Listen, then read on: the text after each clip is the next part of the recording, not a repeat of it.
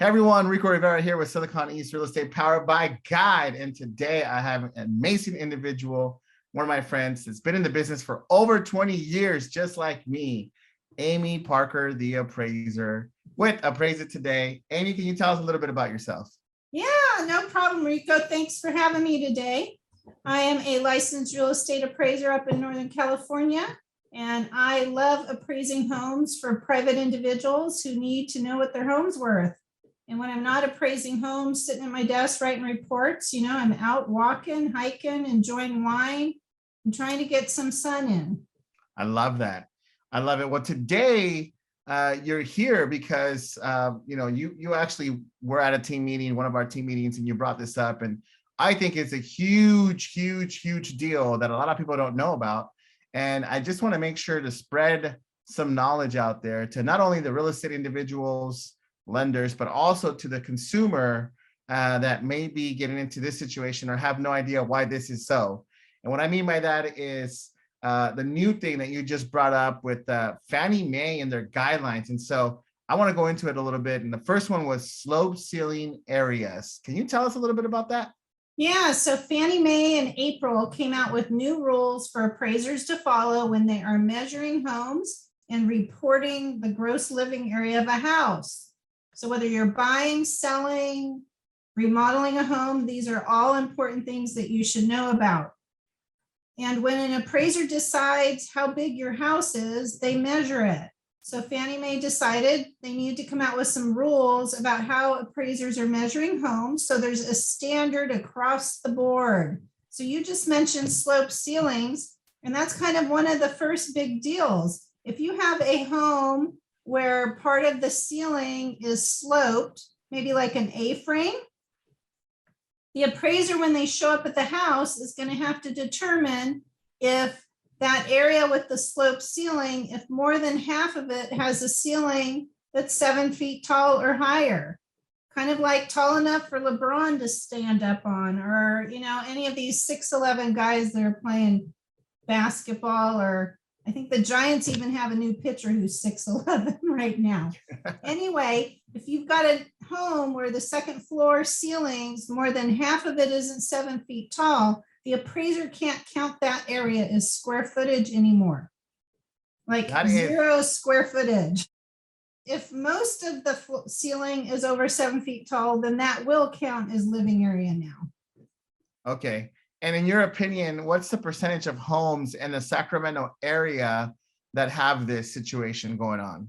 I would say less than 10% of the homes. Where I really see it is when somebody has taken a one-story home with a high-pitched roof and they've built a second floor into the roof line.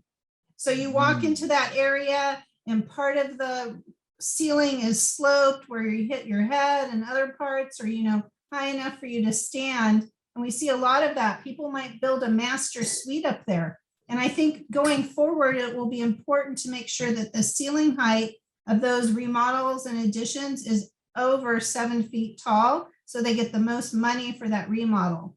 I love that. That's great advice. And, we'll be able to see that on the information that you send me and the pictures that are going to be showing here today. So you'll see the examples of what we're talking about. And you probably maybe even know someone that lives in a property like this. Maybe you live in a property like this, or you've been to homes at an open house where you've seen properties like this. So we're showing the first example. Now we're going to be showing the second example. And this is where most of the area has 7 feet and above ceilings. So appraisers will consider any part of the area with 5 feet heights as part of the living area per the ANSI. What is the ANSI? I know, doesn't it sound like the FBI or something secret? Sure does. It's called the ANSI guidelines. That's what Fannie Mae now wants us to follow. And basically, it's just an American building measurement standard. And they have standards for all kinds of things, plumbing, all kinds of stuff. So that is what ANSI stands for. I love it. Thank you for clarifying that, because some of us don't know that. Now, here's the second one or second thing that we've talked about. And I know me and you have talked about this. And I personally, as a real estate agent, have seen homes in this scenario. And there's a lot of homes in this scenario in the Folsom, El Dorado Hills area, Granite Bay area. I mean, there's tons of homes. And what I mean by that is these homes that have living area below the grade of the soil. And we're going to show an example of that. But can you explain that to us? Yeah, so imagine, let's start with a downtown home with a basement. You pull up to the house, you can tell that there's windows near the dirt, and then you go up the stairs and you've got a second floor above it. And typically when you walk into that kind of bungalow style home, most of the living area is on that second floor. Well, there's a big trend in Northern California for people to dig out the basement down below and finish it off and make it living area. Well, guess what? In order for it to be living area, it's got to be 7 feet tall now, not 6.5, 7 feet tall. But also now the appraisers are going to be required, if any part of that first floor is below the dirt of that bungalow, and we see this regularly, that downstairs area where part of the living area is below the dirt, the appraiser is going to have to separate it out. So a listing agent might say it's an 1,800 square foot home, Rico. The appraiser is going to show up, and because of this new standard, they're going to have to say there's 900 feet above the dirt, and that space down below that's a few feet below the dirt, I'm going to have to say is 900 feet below the dirt, because just a small part of it is. And I think we have a great example of a bungalow home that we can show everybody and kind of explain this. But then we've got homes built into hillsides. You could be in the Berkeley Hills, you could be in San Diego, you could be, in Tahoe and in the foothills. And you drive up to this beautiful house, see the driveway, you pull into the driveway and you walk in the door, and right there above the dirt, you've got some living space. And then you take some stairs down and you've got a whole nother living area. That other living area is up against the dirt. It's below the dirt of the street. So the appraiser is now going to have to separate out those two numbers as well. So, I mean, you've seen these homes, you look at the backyard and they look like a 2-story home, and you look at the front and it looks like a 1-story home.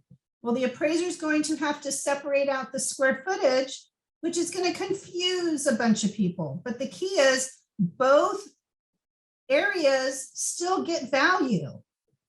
They're still worth something. It's just the way we're going to separate it out is now based on the ANSI standard, where it's above the soil or above the grade and below the dirt and below the grade. Now, let me ask you a question on that. Do you know that if there's an actual value, like what the actual value is of 900 square foot home above the soil and 900 square foot home below the soil? Is there an actual number that you go by? Well, I mean, I think we need to think about it in a more pure sense. Imagine you pull into a home and inside the home is a staircase down to a dark basement, and the basement is all below the grade. Most people don't pay extra for a dark basement where you can see the dirt and the wires and everything. Right. Buyers see value in finished living space, but it has to be done well. So in the case of a bungalow where part of the down below was dug out so they could build a living area, it's sometimes found that those were built out without any drainage around them. Mm. So if they do a good job and there's drainage, and when it rains, nothing goes into that downstairs living area, I think that's a good added value. It's going to be worth some money. But if you do a poor job and you don't put drainage in, and whenever whenever we get rain, because it does rain in California, right? Yes, it does. Sometimes, does. not always. Yeah, but sometimes. I mean, that if that water still comes downstairs into that beautiful area, a buyer's not going to think that's worth as much. And I was actually in a property like that where it was raining. They had a basement that was kind of done. It was painted. They had concrete all over, and the walls were leaking. It literally looked like the walls were leaking. And it was because there's no drainage around it. And so even though it felt like it was a basement that was finished, it was a basement that was unusable because it was full of water in the rain. So Yeah, no, It's absolutely. But if you look at luxury homes up on the hillsides, do buyers give the same value to these luxury homes where all of it was built at the same time? And it might have a floor or two below the dirt? Yeah, they do. Yeah, and that makes sense. And we're showing a picture of that here. And like I said, these are homes that we see, like you said, in the hillside. We see it Granite Bay. You see it in Oakland Hills. You see it in Danville, Walnut Creek, all that area. So it totally makes sense. I really, really appreciate you being here with us today and giving us this information. I know it's a brand new. When did it go into effect, or when is it going into effect? This went into effect on April Fool's Day, no joke. And, it's just another one of the things where they're updating in the appraisal industry. And I think it's just important for everybody to be aware of it. And I think we've got some great examples we can share with everybody to give them some ideas of how things will now be reported. And I think the appraisers in the industry are getting used to this change, which now means the readers of appraisal reports will now start seeing the same thing.